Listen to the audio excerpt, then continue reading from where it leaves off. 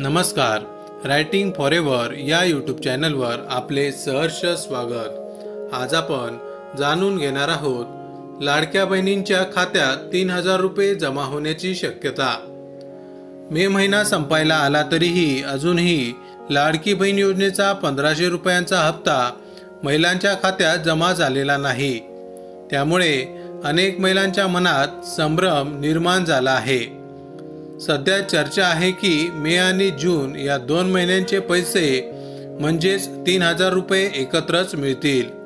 मात्र याबाबत अजून कोणतीही खात्रीशीर किंवा अधिकृत माहिती समोर आलेली नाही. त्यामुळे कुठल्याही अफवांवर विश्वास ठेवू नका. वट पौर्णिमेला मिळू शकतो हप्ता. काही माहितीनुसार पुढच्या महिन्यात वटपौर्णिमेच्या दिवशी महिलांच्या खात्यात पैसे जमा होण्याची शक्यता आहे.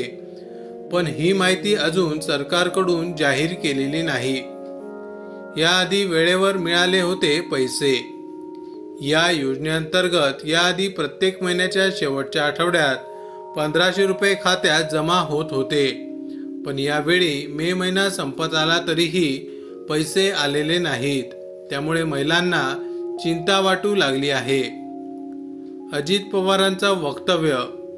उपमुख्यमंत्री अजित पवार यांनी सांगितले की त्यांनी 3.37 कोटी रुपयांच्या फाईलवर सही केली आहे. त्यामुळे लवकरच महिलांना पैसे मिळतील अशी आशा त्यांनी व्यक्त केली आहे. सध्या कोणतीही अधिकृत घोषणा झालेली नाही. त्यामुळे जर पैसे मिळाले नाहीत तरी घाबरून जाऊ नका. सरकारकडून घोषणा झाल्यावरच खात्रीशीर माहिती मिळेल.